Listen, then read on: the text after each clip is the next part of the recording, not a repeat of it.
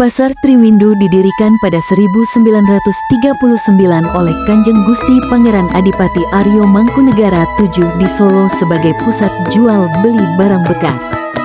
Seiring waktu, pasar ini berkembang menjadi pasar barang antik yang menjual perabotan kuno, wayang, uang lama, dan benda bersejarah lainnya.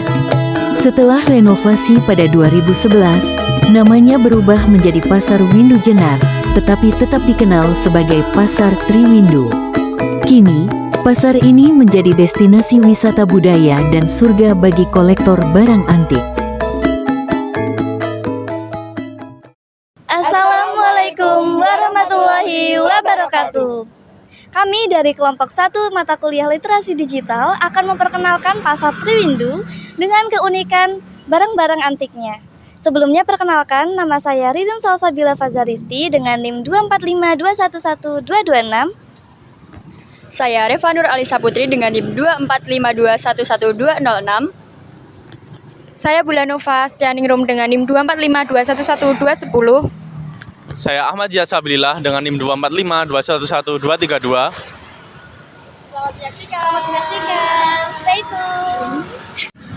Hai teman-teman, pernah gak sih kalian berpikir di balik kain batik, tas anyaman, dan barang antik ada cerita panjang dan warisan budaya yang sangat luar biasa? Nah, video kali ini kita akan bahas kenapa kita harus bangga dan mulai menggunakan produk tradisional dalam kehidupan sehari-hari. Seperti yang sudah dijelaskan tadi bahwa produk tradisional memiliki keunikan yang sangat luar biasa. Ada beberapa alasan yang mendorong kita harus mulai menghargai produk tersebut. Yang pertama yakni memiliki nilai seni yang tinggi.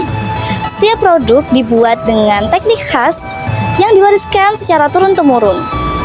Bahkan dalam proses pembuatannya, kain batik membutuhkan waktu berminggu-minggu hingga berbulan-bulan dalam proses penyelesaiannya. Yang kedua yakni ramah lingkungan. Setiap produk tradisional dibuat dengan bahan alami dan minim limbah. Hal ini membuktikan bahwa produk tersebut ramah lingkungan.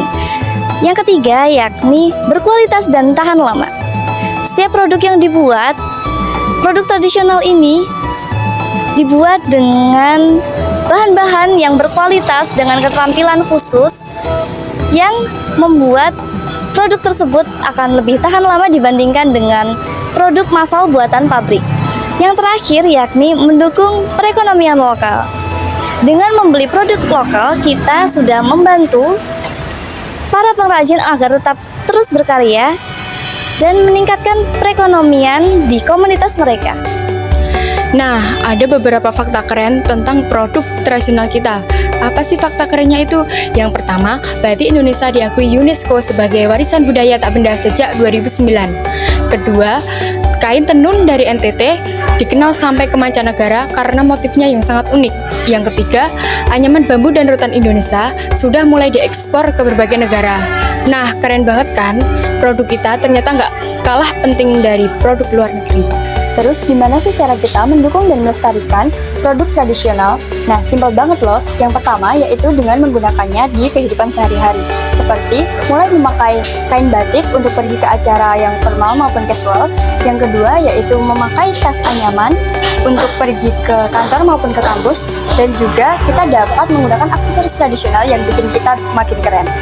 Kemudian yang kedua yaitu promosi ke media sosial. Jangan ragu untuk mengupload video kita ataupun foto kita ketika memakai pakaian tradisional atau barang-barang tradisional dan ceritakan keunikan di baliknya. Kemudian yang ketiga adalah belanja atau beli langsung ke marketplace lokal atau pengrajin tradisional.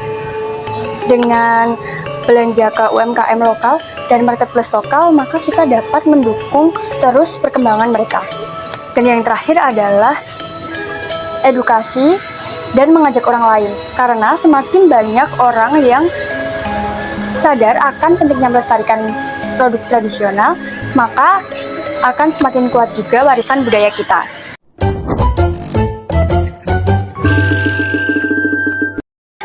Sebelumnya boleh perkenalkan ibu namanya siapa? Bambang. Ibu Bambang. Untuk usahanya ibu ini sudah berdiri dari kapan? 50 tahun yang Sudah 50 tahun, Masya Allah.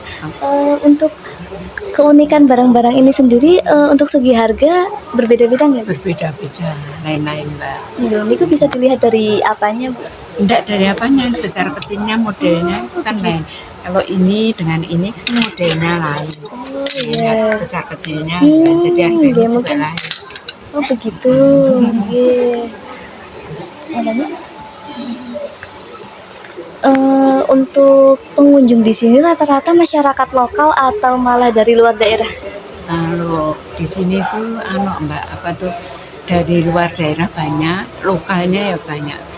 Kebanyakan sekarang itu anak-anak sekolah itu banyak sekali datang Oh di banyak sini. sekali ya Bu yang datang ya. Kalau hari libur itu sampai mengunjungi di sini, cuman ya lihat-lihat aja. Oh gitu. Kalau yang artinya pembeli beneran itu malah jarang.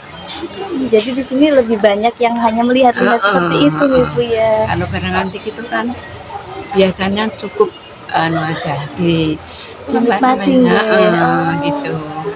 Jadi tidak usah datang sini, dia calling aja, nanti suruh ngirim barang ini, harganya sudah punya langganan. Oh begitu. Jadi masing-masing penjual sudah punya langganan masing-masing ya. Ini hanya memperjualkan di offline di pasar ini atau ada online-nya juga, Bu? Online-nya ada, tapi kalau untuk saya pribadi enggak. Oh, tapi Ada beberapa ya? ada. Hmm. Apa lagi? Ya pun cukup, terima kasih ya Bu kembali. telah menjadi narasumber kami. Monggo, enggak apa-apa. Terima kasih. Terima kasih.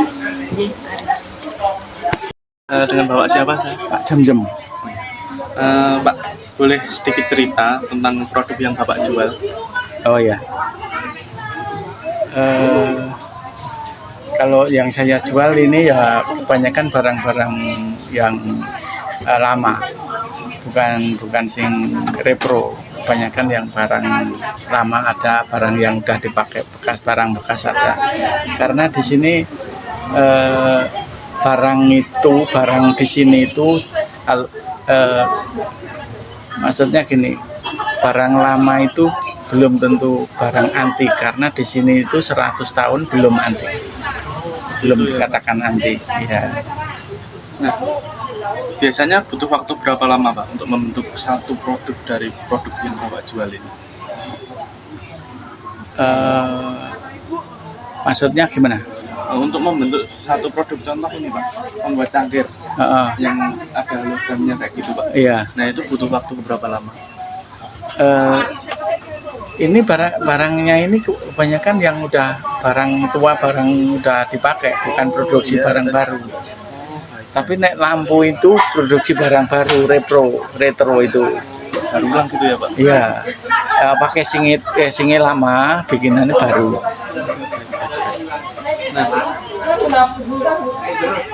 pasti butuh kesabaran dan ketelitian ya Pak ya? Iya. Nah, kalau dari segi harga, ada yang bilang produk tradisional itu lebih mahal dibanding dengan produk pabrikan. Nah, menurut Bapak itu gimana? Karena gini, misalkan barang repro ini, itu kalau yang orinya itu ya lebih mahal lagi. Terus gini, barang bekas, barang tapi bukan barang produksi loh. Karena bisa mahal gimana itu, karena barang itu misalkan barang antik kok mahal kan, padahal kan jelek kan, seperti itu lah. Itu karena itu barangnya sedikit dan banyak orang cari, juga barangnya karena laku tinggi juga terawat gitu. Tapi juga belum tentu barang antik itu harganya mahal, belum tentu ya. Tergantung kualitas berarti Pak? Ya enggak, misalkan barang antik kalau barangnya itu tidak Menarik atau tidak gimana? itu baik. misalkan saya seperti ini itu kalau umur 200 tahun 300 tahun ada, itu kalau dijual 1 juta ya? aja itu enggak laku, malah murah, karena barangnya juga fungsinya barang itu ya itu mungkin dulu nih bekas pakai tempat apa seperti itu. Baik, berarti tergantung sejarahnya ya Pak? Iya. Karena mahal berarti karena sejarahnya dulu gimana? Iya, Gitu, Pak? tapi yang tanaman lampu itu umpama ori mahal. Di sini yang bukan ori itu paling 1 juta. Kalau ori itu 15 juta, 20 juta gitu. Kalau utamanya lampu itu. Nah, selanjutnya Pak, untuk kalau teman-teman ingin beli produk seperti ini dan di mana kita bisa menemukannya Pak? Mana aja, misalkan barang seperti ini. Ya, barang-barang antik seperti ini. Ya kalau di sini itu mungkin di seluruh Indonesia itu tidak ada yang menyamai sini itu. Berarti hanya pasar Triwindu ini Iya. ya Pak? Tapi ya tempat lain ada yang jualan seperti ini. Tapi kalau diukur umur itu tidak ada yang menyamai sini. Biasanya tempat itu galeri apa pasar itu kan dibikin ke pemerintah gitu. Nah sini itu zaman kerajaan udah ada. Berarti paling lama di sini Iya, ya? iya. Wah. Jadi yang terakhir ini Pak, alasan buat nggak pakai produk tradisional apa ya Pak? Untuk di kalangan muda sekarang kan banyak yang meninggalkan produk-produk tradisional, masa-masa lampau dan lain-lain itu Pak. Pesan-pesan buat anak muda yang sekarang yang suka meninggalkan hal seperti itu. Tapi ya namanya zaman udah berubah, udah zaman digital seperti ini ya. Tapi yang anak muda yang suka seperti ini sekarang banyak. Ya ada, malah artis juga ada. Terus ya orang asing aja kalau barang itu bagus gitu dibeli ke negaranya lagi ada. Terus kalau barang dikategorikan antik itu kan di sini kan barang-barang peninggalan penjajahan. Nah itu mungkin barang bagus, harga berapa aja orang asing mau. Ya udah Pak, itu apa yang bisa kami jawab. Terima kasih. Ya, Mari Pak. ya, ya.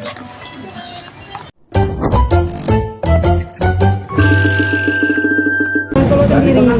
Pernah ada ibu-ibu yang ngeliat anaknya tugas sendirian, memang secara individu gitu ya. Datang ke sini, terus Mbak dulu aku waktu muda itu aku sering loh kalau sekolah dulu. Terus kenapa ibu kok nggak masuk? Gitu ya. Jadi anaknya lagi keliling dia ngobrol sama saya. Takut kenapa? Terus kayaknya eksklusif banget sih Bu. Padahal dulu Mbak sebelum direnov seperti sekarang, dulu itu istilahnya kalau anak-anak sekarang itu bilangnya apa? Hidden gems. Memang tersembunyi. Kenapa? Karena dulu itu di depannya itu apa? Coba. Sekarang ini di pasar dulu itu barang-barang elektronik, jualan kabel, jualan lampu, TV, kipas angin itu di toko buku seberangnya sana toko buku itu. Kan ini alat-alat listrik. Makanya dulu disebut gitu. Kenapa? Karena semuanya nggak hanya alat, misalnya apa? Pompa air yang berat-beratnya gitu, spare part motor. Gimana? Seru kan menjelajahi pasar Triwindu? Jadi, mulai sekarang, mari kita terus melestarikan budaya tradisional dan menyukai produk-produk tradisional agar kedepannya tidak hilang di masa yang akan datang. Dan tidak hanya itu, kita juga terus mendukung para pengrajin lokal untuk terus berkarya. Sekian video dari kami, kurang lebihnya mohon maaf. Wassalamualaikum warahmatullahi wabarakatuh. Sebelumnya Iya benar. Ada cipu apa sih? Luar biasa. Nah, video ini kita akan bahas